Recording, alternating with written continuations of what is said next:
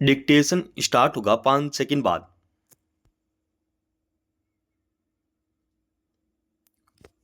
Start. किसी भी देश के लोकतंत्र की सबसे बड़ी खूबसूरती यह होती है कि वहाँ अलग अलग विचारों या मत को जाहिर करने के मामले में ऐसी बंदिशें नहीं होती जिसे अभिव्यक्ति के दमन के तौर पर देखा जाए। एक वैचारिक रूप से सशक्त और परिपक्व समाज अपने विवेक के स्तर पर इतना समृद्ध होता है कि वह किसी विचार में मानवीय मूल्यों और संदर्भों को दूरगामी परिप्रेक्ष्य में देख सके। विडंबना यह है कि विचारों की जिस भिन्नता की बुनियाद पर एक स्वस्थ समाज का सपना साकार हो सकता है, उसी को कई बार सवालों के कटघरे में खड़ा कर दिया जाता है और इस तरह उसका दमन करने की कोशिश की जाती है। सर्वोच्च न्यायालय ने शुक्रवार को एक बार फिर इस प्रवृत्ति को लोकतंत्र और अभिव्यक्ति के सामने चुनौती की तरह देखा और साफ शब्दों में कहा कि अगर विचार और राय व्यक्त करने की आज़ादी नहीं होगी तो सम्मानजनक जीवन जीना नामुमकिन होगा, जिसकी गारंटी संविधान के तहत दी गई है। गौरतलब है कि राज्यसभा सांसद इमरान प्रताप गढ़ी के खिलाफ सोशल मीडिया पर उत्तेजक गीत के साथ एक संपादित वीडियो पोस्ट करने के लिए गुजरात के जामनगर में मुकदमा दर्ज किया गया था। आरोप यह था कि गाने के बोल उत्तेजक राष्ट्रीय एकता के लिए हानिकारक और धार्मिक भावनाओं को ठेस पहुंचाने वाले हैं। मामले की सुनवाई के बाद कथित भड़काऊ कविता को लेकर दर्ज प्राथमिकी को रद्द करते हुए अदालत ने कहा कि साहित्य जिसमें कविता और नाटक, फिल्में, मंचीय कार्यक्रम जैसे स्टैंड अप हास्य, तंज और कला शामिल हैं, जीवन को और अधिक सार्थक बनाते हैं।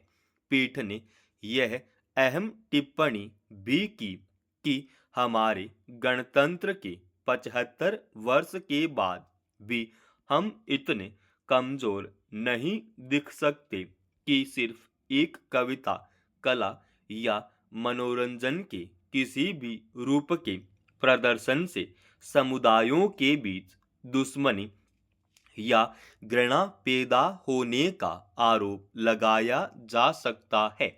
जाहिर है, अभिव्यक्ति पर बंदिश के लिए जिस तरह की परिस्थितियां रची जाती हैं, पिछले कुछ वर्षों में जिस तरह की चुनौतियां देखी जा रही हैं, वे देश में लोकतंत्र के लिए आखिरकार नुकसानदेह साबित होंगी और अदालत ने इसी को लेकर अपनी फिक्र जताई है। यह ध्यान रखने की जरूरत है कि कोई भी लोकतंत्र तभी और ज्यादा मजबूत बनता है जब उसमें अलग अलग विचारों के प्रति भिन्न समुदायों के भीतर सहिष्णुता के लिए पर्याप्त जगह होती है। यों भी संविधान सभी नागरिकों को भाषण और अभिव्यक्ति की स्वतंत्रता का मौलिक अधिकार प्रदान करता है। खास तौर पर बौद्धिक समाज अपने दायरे में किसी विचार के प्रति समर्थन या विरोध व्यक्त करने के लिए कई बार अलग अलग रचनात्मक विधाओं का सहारा लेता है। उसमें कानून और संविधान के तहत मिली आजादी के दायरे में वैसा आलोचनात्मक स्वर भी हो सकता है जो किसी न किसी रूप में देश में लोकतांत्रिक मूल्यों को मजबूत करे। अफसोस की बात है कि कई बार शब्दों में निहित संदेशों और प्रभाव को वैसे लोगों के आग्रहों के आधार पर देखने की कोशिश की जाती है जो नाहक ही असुरक्षा बोध से घिरे रहते हैं और किसी स्वस्थ आलोचना को भी अपने लिए खतरा मानते हैं।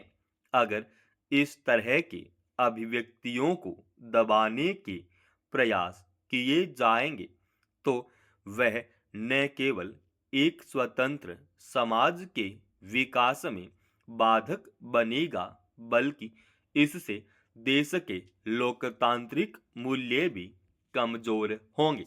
कुछ अरसे से महंगे हवाई किराए को लेकर विभिन्न स्तरों पर चिंता जताई जा रही है। जब भी यह मुद्दा उठता है, सरकार अपनी उड़ान योजना का नारा हवाई चप्पल वालों को हवाई यात्रा जोर शोर से दोहराने लगती है। विपक्ष का जवाब होता है हवाई चप्पल में हवाई जहाज। यह सब हवाबाजी दावों प्रतिदावों के शोर में आम आदमी का हवाई जहाज में उड़ने का सपना टूट रहा है। दरअसल विमानन कंपनियों को मांग आधारित किराया प्रणाली लागू करने की छूट है जिससे उनको मनमानी करने में सुविधा हो रही है। सरकार कहती है कि टिकटों की कीमत की ऊपरी सीमा तय की जाएगी, लेकिन ऐसा होता नहीं है। हवाई सेवाओं में निजी कंपनियों को इसलिए प्रवेश दिया गया था कि उससे प्रतिस्पर्धा बढ़ेगी, कीमतें कम होंगी और लाभ उपभोक्ताओं को मिलेगा। कुछ अरसे तक ऐसा हुआ भी, लेकिन कोरोना काल के बाद राहत देने के मकसद से सरकार ने विमानन कंपनियों को टिकट की दरों में कुछ बढ़ोतरी की इजाजत दे दी। राहत के नाम पर यह बढ़ोतरी 45% तक की बढ़ोतरी हो गई है। विमान सेवा अब तेजी से बेहद महंगी और बहुत सारे लोगों की पहुंच से बाहर होती जा रही है। जाहिर है विमानन कंपनियों के इस तरह मुनाफा कमाने पर कोई लगाम नहीं है।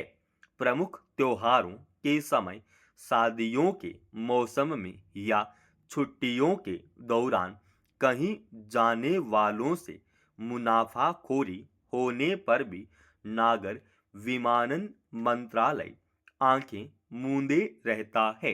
नतीजा यह है कि यात्रियों के हितों को नजरअंदाज करते हुए ज्यादातर कंपनियां अंतिम समय में बेहिसाब किराया बढ़ा देती है। हैरत है कि सरकार न तो हस्तक्षेप करती है और न ही कोई दिशा निर्देश जारी करती है। लोकसभा में एक चर्चा के तहत देश में हवाई यात्रा के किराए के विनियमन के लिए उचित उपाय के संदर्भ में इन्हीं मसलों पर सवाल उठ रहे हैं। हालत यह है कि मांग आधारित किराए की व्यवस्था में जब 3-4 हजार का टिकट 18 या 20,000 का हो जाए तो हवाई सफर सपना ही बनने लगता है।